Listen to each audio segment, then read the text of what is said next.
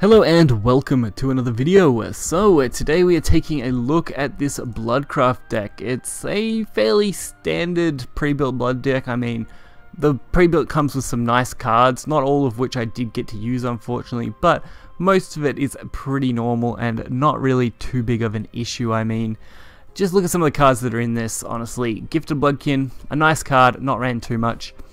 Raven, again, a nice card, but not ran a super large amount. Vera is ran in pretty much every single blood deck, both unlimited and rotation at the moment, so that's pretty valuable legendary, so it definitely gives it some value. Most of the other cards are pretty normal.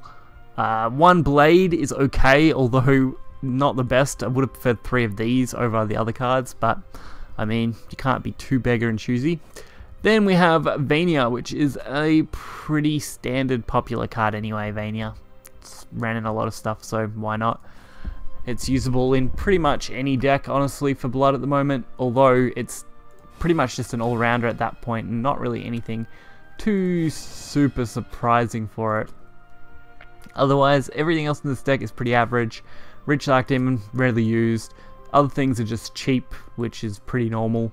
And overall, this deck is looking to be aggressive for the most part. I can't really see anything that tells me it shouldn't be aggressive. Everything in this deck is focused on pretty much dealing damage or clearing out small threats like Panzu, which is alright. But hopefully you guys will enjoy this. I definitely didn't do great with this deck. All my games were losses, unfortunately. A couple of close ones. That was about it though, so we're going to get right into it and check it out. So the first matchup was actually Blood on Blood, which was a little surprising. I haven't fought a Bloodcraft player for a fair while in the rotation format. It's been just a long time since I've fought one. So it was a little bit of a surprise that as soon as I load up a blood deck, I get to face a blood deck. We don't start off with the best hand though, which is a little disappointing. This pre-built feels okay as a deck. I think in the early stages of ranks you'll be okay. In master rank though, it definitely feels bad, but blood in general doesn't feel great in rotation at the moment. Vengeance Blood and Unlimited though is much better, which is where this deck actually gets some value, as unlimited cards are not too bad, so things like Vera are actually really nice to have. Which is why I think I'd give this just a little bit more value than the Shadow deck overall. Hopefully you guys have been enjoying these pre-built videos though. I know a lot of them end up with a lot of lost gameplay. I've been trying to incorporate some wins here and there, but some of these pre-builts are extremely difficult to win a game with in Master, so it's just not worth it to show off the deck in some of those situations. But I also know some of you guys wanted to see some of the games that I lose and how those losses go, so I mean, this isn't a bad way to showcase some of them. So really all I can do with this deck is put as much pressure down as possible. Not really much more to say than that for this deck. Mainly just continually pump stuff to the board that you can without wasting too much value off them, and just kind of go face where you can. Getting into Vengeance is also quite difficult, as you do only have that one main Vengeance activator, being the Gold Blade, which is not great. And I didn't really have a good way to deal with this 4-5, which is a little disappointing, as I pretty much waste this card to do it. If I had have had my Vengeance active, I probably would have had a chance, but not much you can do in that situation. Fanged Serpent, again, another card that really is not much I can do against it. Their blood deck is just way more refined, which means I'm going to struggle against this regardless. It looks to be some kind of Dark Feast Bat deck, I'd say, based on the fact they're running that heal and the damage they've dealt to themselves so far. Yep, definitely, since we see Demonic Ram. Completely negate Blood Pack, so it basically becomes a 2-drop, 2 draw, so not bad. Drawing cards is always good. But we're pretty much going to deal with that right now.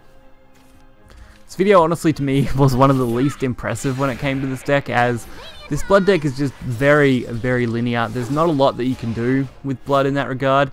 That tends to be how it goes. The only deck that isn't an extremely linear deck tends to be a control blood, which Dark Feast Bat, for the most part, tends to rely on a control engine more so than anything, at least in my opinion.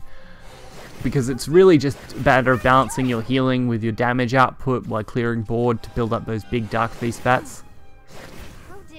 But something like Aggro Bats or Vengeance Blood, things like that, all have one kind of linear playstyle that you really just kind of go down a single path and don't have to make a lot of big decisions.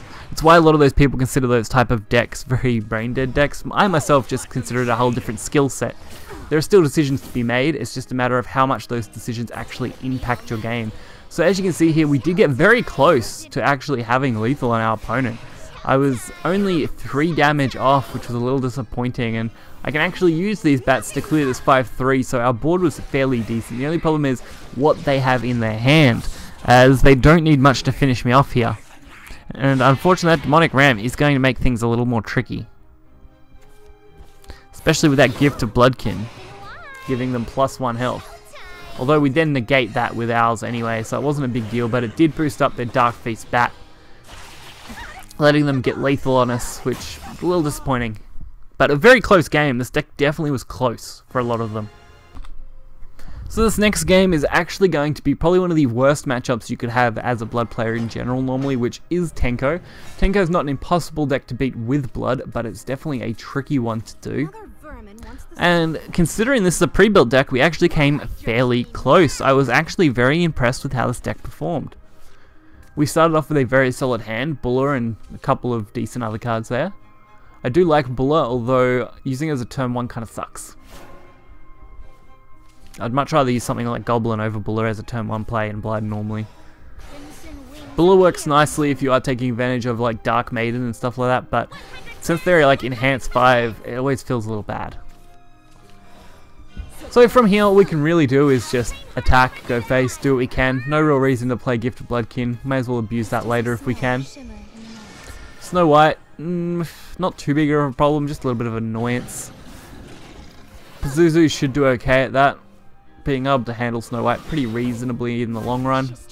Fortunately, they do get the complete clear on our board. This pre-built, like I said, definitely lacks a decent finisher. I think that's the only problem.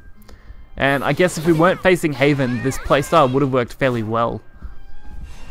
As for the most part, we just played our cards as best we could while going for damage, biding our time for as long as we could. So I decided to go for Saintly Maiden because I didn't feel like the Dark was going to be very useful at this point. So going for the Ward was just that little bit better. Dilafili, Gem Priestess, or Princess, sorry. They should have made it Priestess. I think that would fit Haven so much better. Either way, this does an okay job. It's definitely going to be difficult because they are now healing, and I have to deal with this right now, which kind of sucks, and unfortunately I just didn't have the option to do that. All I could do was weaken it enough that I can take it out next turn using Reach of the Archdemon. It also gives me a chance to gain some play points back, so why not? It'll actually leave us with a chance to use our Dark General. Or actually, maybe something else. I definitely probably should have went for the Dark General, then I could have went for the 6 damage to the face, got a much better play off it, but I did decide to go for the Pazuzu, just because I felt like dealing with the Snow White was going to be a better play for me, because I do only have 6 health. But looking back on it, Dark General would have been the optimal play, especially considering Guardsworn just come down there. Because now we can't use that 6 damage because we're going to be limited to 4 regardless of what happens.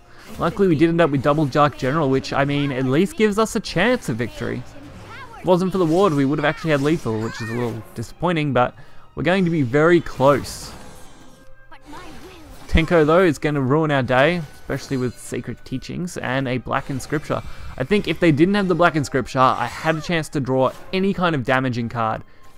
We would have been fine. Unfortunately, the draw was just absolutely lousy, and the fact they had the Blackened Scripture made it a little more difficult, but as you can see, this game was relatively close. I know they didn't drop Tenko until later in the game, which definitely put them at a disadvantage, but I mean, we did fairly well considering this is a pre-built deck. So I can definitely see this pre-built deck working really well in lower ranks. So as far as playability goes, I would give this a 5 out of 10. It's about a 50-50 rating for me. Even though I didn't win a game with it, every game was extremely close, which I think is better than the other end of the spectrum where you get rolled over like Forest does, or Shadow was tending to be, where you were losing most of your games and they were still at 20 health, which is not good compared to just getting 1 or 2 wins here and there. I think it's better that you have extremely close games with the deck than the other way around, because that just means that with a little more testing you could probably get it there. But as far as value goes, I think I'll give this deck a 6 or a 7, I'm not really sure.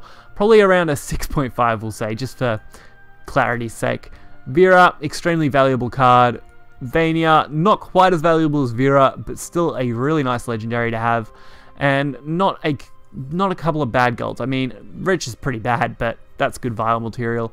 Raven's actually okay, and Blade is pretty much essential in most decks now, especially in Unlimited. If you're looking to play Unlimited Blood, this is actually not a bad one. I'd probably recommend getting the Belfcore pre-built as well, though, if you were going to get this one, because they're both quite nice. So if you guys did enjoy this video and you want to see more pre-built decks, we've got the last two coming up in the next couple of days. Of course, we will be interchanging with normal videos and then the pre-builts, and we'll have one big roundup where we go through everything. So I put this above Shadow currently on our ladder, and hopefully you guys enjoyed this video, and I'll catch you guys next time. See ya.